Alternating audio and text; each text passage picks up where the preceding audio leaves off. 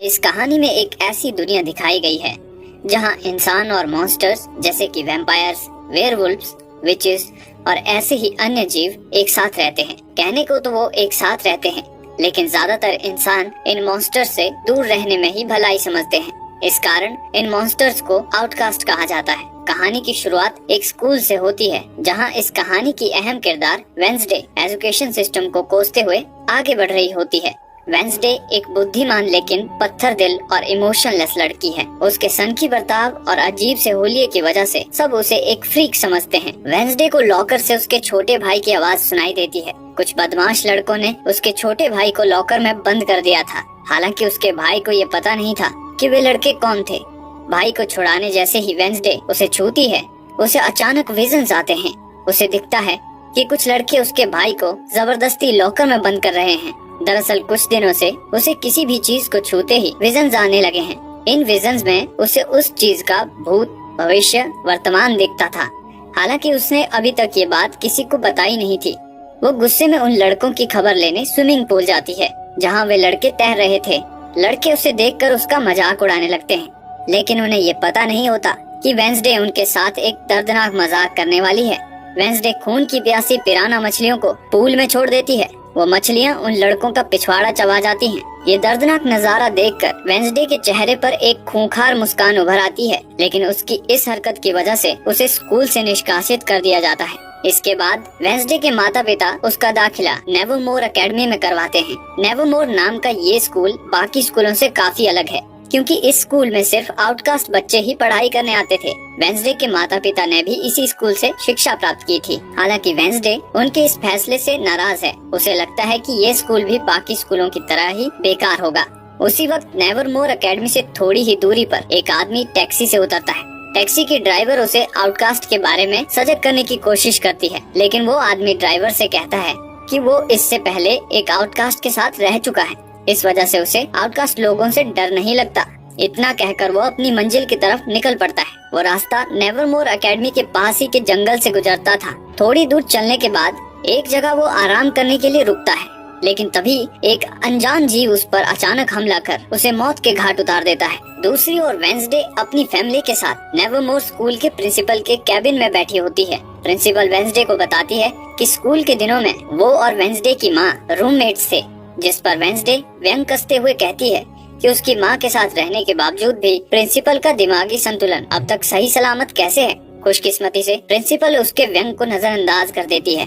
पिराना वाली घटना के बाद कोर्ट ने वेंसडे के दिमागी संतुलन को ठीक करने के लिए उसे किसी साइकेट्रिस्ट से इलाज कराने का आदेश दिया था।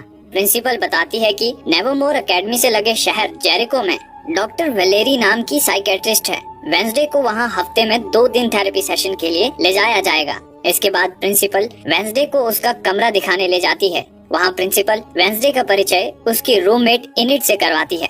इनिड का नेचर वेंसडे से ठीक विपरीत होता है। वो एक खुशमिजाज स्वभाव की प्यारी लड़की है। उसने अपना कमरा विविध रंगों से सजाया होता है, लेकिन वेंसडे को रंगों से चिढ़ होती है। इस वजह से जब वो अपना रंगीन कमरा देखती है तो उसका मूड खराब हो जाता है। स्कूल ने वेंसडे की पसंद ध्यान में रखते हुए उसके लिए एक ब्लैक एंड व्हाइट कलर की यूनिफॉर्म तैयार की होती है। इसके बाद इनिड उसे स्कूल घुमाने ले जाती है। इनिड वेंसडे को स्कूल में पढ़ रहे आउटकास्ट स्टूडेंट्स के बारे में बताती है। वो बताती है कि स्कूल में ज्यादातर विद्यार्थी 4 ग्रुप्स में बटे हुए हैं। पहले हैं वैम्पायर्स, दूसरे हैं वेयरवुल्व्स। इनिड बताती है वो खुद भी एक वेयरवुल्फ है।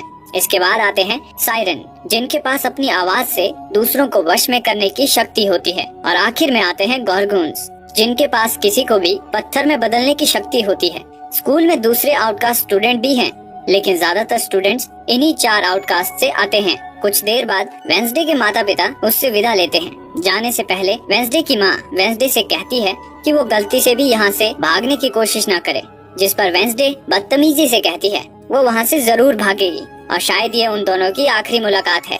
जाने से पहले वेंसडे के माता पिता वेंसडे पर नजर रखने के लिए एक हाथ को छोड़ जाते हैं, जिसका नाम होता है थिंग। थिंग वेंसडे के फैमिली मेंबर की तरह ही है। दूसरी ओर जंगल में पुलिस को उस आदमी की लाश मिलती है जो कुछ वक्त पहले टैक्सी से उतरा था। उसके शरीर के हिस्से इधर उधर बिखरे पड़े होते हैं, साथ ही कुछ हिस्से गायब होते हैं। इससे पहले भी शहर में इसी तरह से 2 हत्याएं हो चुकी हैं और शेरिफ को पूरा यकीन था कि इन हत्याओं के पीछे नेवरमोर एकेडमी के ही किसी आउटकास्ट का हाथ है, लेकिन कोई सबूत न होने की वजह से वो चुप बैठा था। दूसरी ओर एक दूसरे से विपरीत स्वभाव की वजह से वेंसडे और इनिड लड़ रही होती हैं। तभी बॉटनी टीचर यानी फूल पौधों के बारे में पढ़ाने वाली टीचर वेंसडे से मिलने आती है। वो नेवरमोर में पढ़ाने वाली इकलौती इंसान थी। वो उन दोनों का झगड़ा सुलझाती है और वेंसडे को वेलकम के तौर पर एक फूल देकर वहाँ से चली जाती है। अगले दिन वेंसडे तलवारबाजी का अभ्यास करने जाती है। वहाँ बियांका नाम की लड़की पहले से अभ्यास कर रही थी। बियांका एक सायरन है। सायरन वो आउटकास्ट होते हैं जो अपनी आवाज से दूसरों को अपने वश में कर सकते हैं। बियांका स्कूल की सबसे पॉपुलर हस्ती है। वो पढ़ाई के साथ साथ बाकी एक्टिविटीज में भी काफी होशियार है। बियांका तलवारबाजी में रोवन नाम के लड़के को हराती है और घमंड से टीचर को पूछती है कि क्या यहाँ कोई ऐसा तलवारबाज नहीं है जो उसे हरा पाएगा। ये सुनते ही वेंसडे उसे चैलेंज करती है। इसके बाद उन दोनों के बीच तलवारबाजी शुरू होती है। वेंसडे काफी फुर्ती से पहला पॉइंट अपने नाम करती है, तो वहीं दूसरा पॉइंट बियांका अपने नाम करती है। साथ ही वो वेंसडे को ये कहकर उकसाती है कि उसे मिला हुआ पॉइंट तो बिगिनर लक था। ये सुनते ही गुस्से से पागल हो चुकी वेंसडे उसे आखिरी राउंड बिना हेलमेट के लड़ने के लिए चैलेंज करती है। इस राउंड में जो अपने प्रतिस्पर्धी का खून सबसे पहले निकालेगा वही विजेता घोषित होगा। दोनों में काफी तगड़ी फाइट होती है, लेकिन अंत में बियांका वेंसडे को माथे पर एक घाव देकर जीत जाती है। इस हार से वेंसडे बौखला जाती है। जब वो अपने घाव पर मरहम पट्टी कर वहाँ से जा रही होती है, तभी छत पर लगी पत्थर की मूर्ति उस पर गिरने लगती है। ऐन वक्त पर जेवियर नाम का लड़का उसे बचा लेता है। होश में आने पर वो जेवियर को अपने पास बैठा देखती है। उसका शुक्रिया अदा करने के बजाय वेंसडे उससे कहती है कि वो खुद को बचाने में सक्षम थी। थिंक हर पल वेंसडे पर अपनी नजर गड़ाए हुए था, लेकिन जब वेंसडे अपने कमरे में नोवेल लिख रही होती है तभी उसे थिंक के वहाँ होने का आभास होता है। वो उसे पकड़ती है और उसे उसकी उंगलियां काटने की धमकी देती है।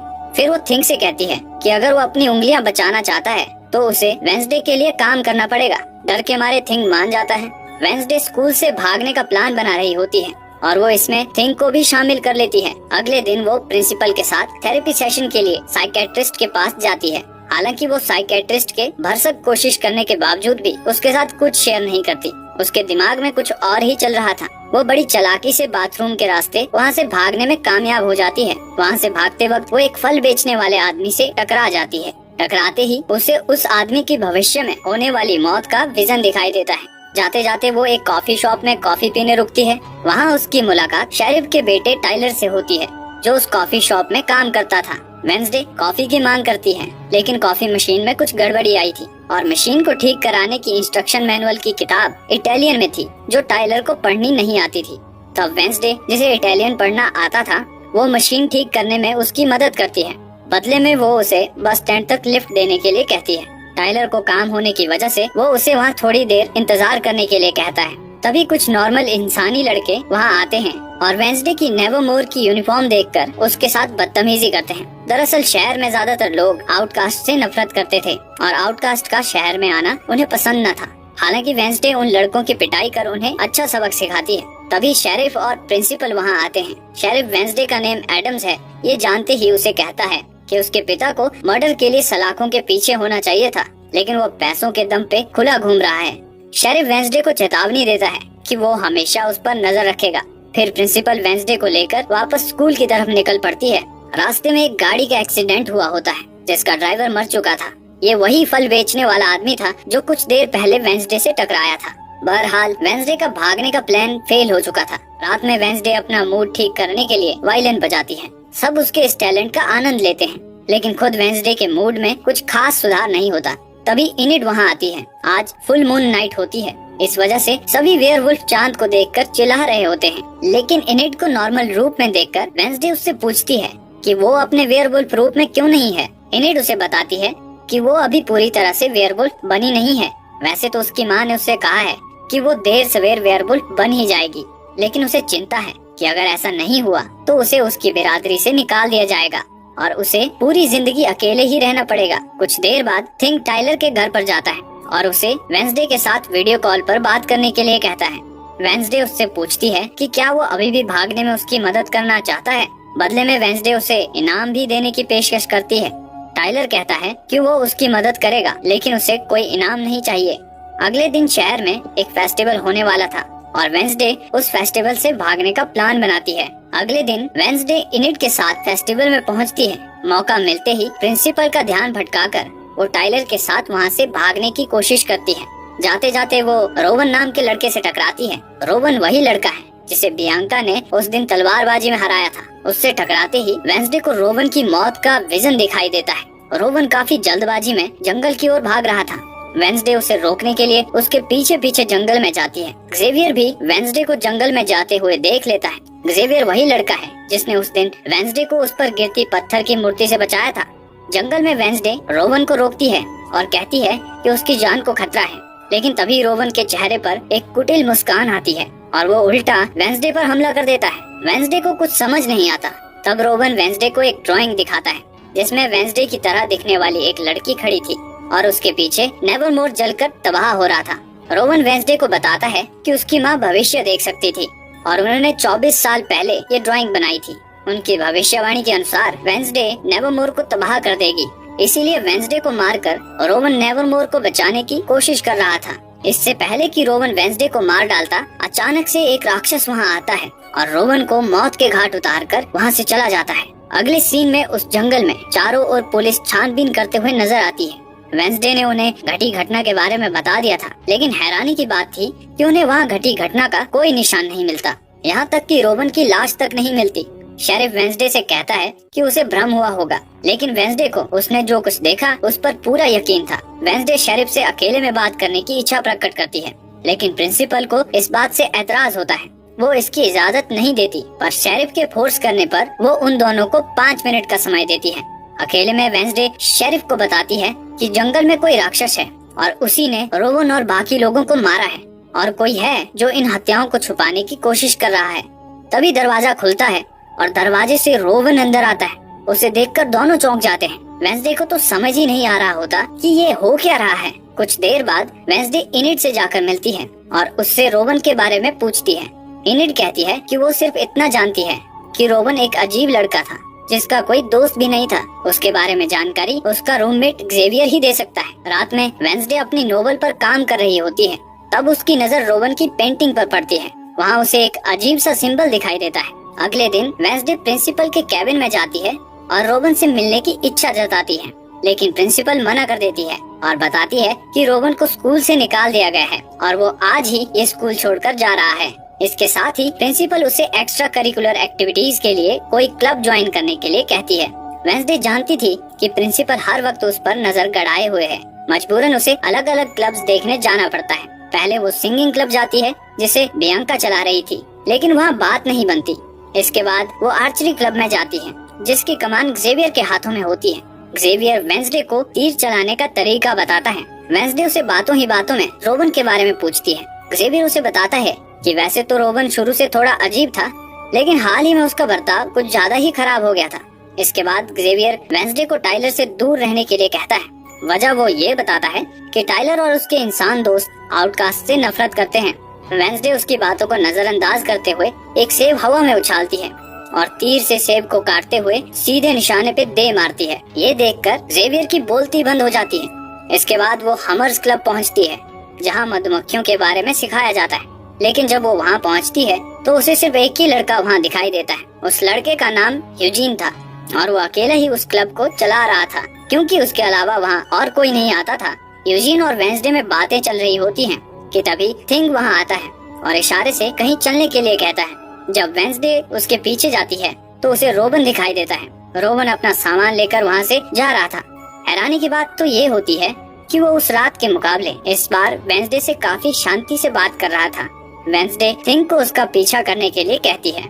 स्टेशन पर पहुंचने के बाद रोवन टॉयलेट जाता है, लेकिन टॉयलेट से बाहर रोवन की जगह कोई और ही इंसान निकलता है। थिंग को समझ ही नहीं आता कि रोवन अचानक वहाँ से भाग कैसे गया। कुछ देर बाद वो इंसान अपने असली रूप में आ जाता है। वो कोई और नहीं बल्कि प्रिंसिपल थी।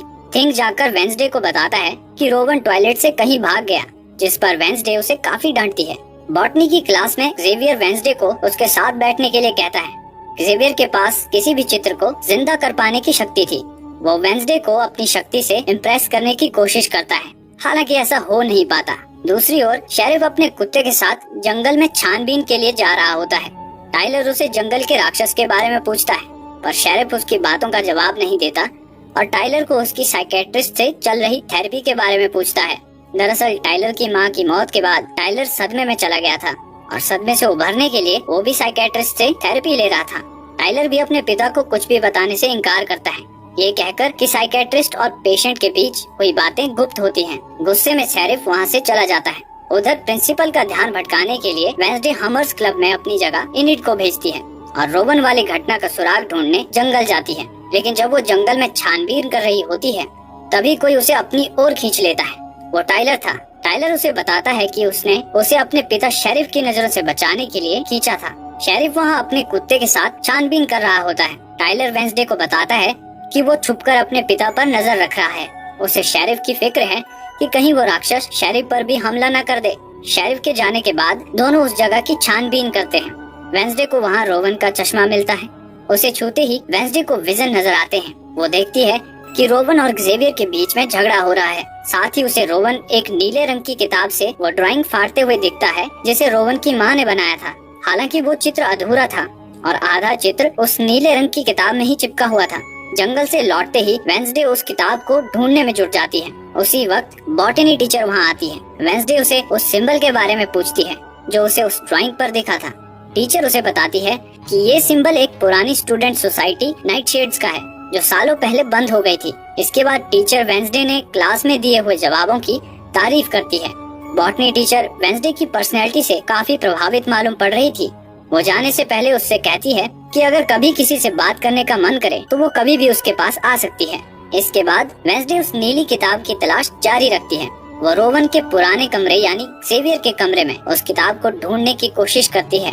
तभी जेवियर कमरे में आता है। ऐन वक्त पर वेंसडे और थिंग छुप जाते हैं। थोड़ी ही देर में बियांका भी उसी कमरे में आती है।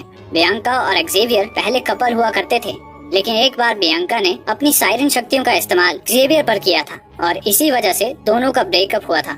लेकिन बियांका अभी भी जेवियर को चाहती थी। इसी कारण जेवियर की वेंसडे में बढ़ती दिलचस्पी उसे खल रही थी। वो जेवियर को वेंसडे के खिलाफ भड़काने की कोशिश करती है। हालांकि उसकी बातों का जेवियर पर कुछ खास असर नहीं होता। वेंसडे भी इन दोनों की बातें सुन रही थी। बियांका उसे बताती है कि अगले दिन होने वाले एडगर एलन पोए कंपटीशन में वो वेंसडे की रूममेट इनिड को हराकर वेंसडे को नीचा दिखाने वाली है। जब वेंसडे अपने कमरे में पहुंचती है तब इनिड कमरे में रो रही होती है। इनिड बताती है कि उसकी टीम की एक लड़की की तबीयत अचानक बिगड़ गई और वो कंपटीशन से बाहर हो गई है। वेंसडे समझ जाती है कि ये सब बियांका का किया धरा है। वो बियांका को अच्छा सबक सिखाने का ठानती है। वो उस लड़की की जगह खुद को टीम में शामिल करने के लिए कहती है। अगले दिन एडगर एलन पो कंपटीशन था। ये कंपटीशन स्कूल के सबसे मशहूर विद्यार्थी एडगर एलन पो की याद में हर साल आयोजित किया जाता था। इस कंपटीशन में पहले नाव से तैरते हुए नदी के दूसरे किनारे जाना होता है। उसके बाद जंगल के अंदर जाकर अपनी अपनी टीम का फ्लैग लेकर वापस लौटना होता है। मजे की बात ये है कि इस प्रतियोगिता में कोई रूल्स नहीं है। बियांका चीटिंग कर पिछले 2 सालों से इस कप को अपने नाम कर चुकी है।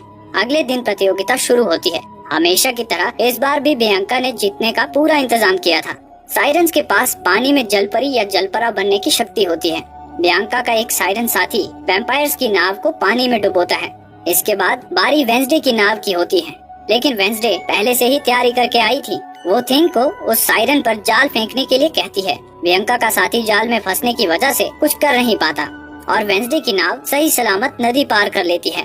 तट पर पहुंचने के बाद वेंसडे बाकी साथियों को नाव की रक्षा करने के लिए कहती है और खुद फ्लैग ढूंढने जंगल में जाती है। यहाँ तट पर इनिड थिंक की मदद से लड़कों का ध्यान भटकाती है और उन लड़कों के नाव से दूर जाते ही उनकी नाव में छेद करती है। दूसरी ओर वेंसडे फ्लैग तक पहुँच जाती है, लेकिन जैसे ही वो वहाँ की दीवार को छूती है उसे विजन दिखाई देते हैं जिसमें वेंसडे की तरह दिखने वाली एक लड़की एकाएक उसके सामने आती है और उससे कहती है कि असली चाबी तुम हो। अगले ही पल वेंसडे होश में आती है। वो तुरंत अपना फ्लैग उठाती है और नाव की तरफ भागती है।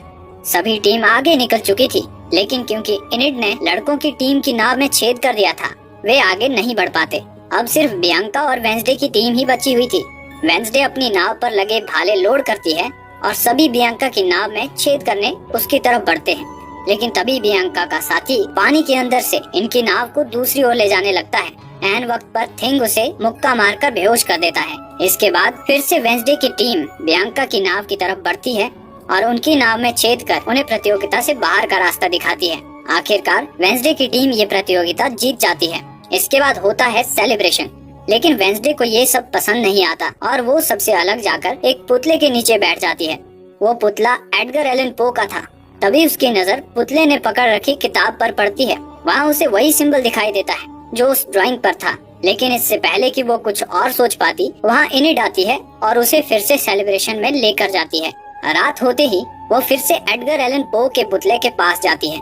एडगर एलन पो अपनी पहेलियों के लिए काफी मशहूर थे। वेंसडे पुतले के ऊपर चढ़ती है और पुतले के हाथ में जो किताब होती है उसे देखती है। उसमें एक पहेली लिखी होती है। बुद्धिमान वेंसडे बड़ी आसानी से उस पहेली को सुलझा लेती है और इस नतीजे पर पहुंचती है कि उसे 2 बार चुटकी बजानी है। ऐसा करते ही एक जोर की आवाज के साथ वो पुतला पीछे सरकता है और एक गुप्त द्वार खुलता है। उसके अंदर जाने के बाद वेंसडे को वो नीली किताब भी मिलती है जिसमें रोवन की माँ द्वारा बनाई ड्राइंग थी। वो उस किताब को देख ही रही होती है, तभी अचानक कोई उस पर काला कपड़ा डाल देता है और ये एपिसोड यहीं समाप्त हो जाता है। इस कहानी में और कितने रहस्य खुलने बाकी हैं, जानने के लिए इस कहानी का अगला भाग देखना ना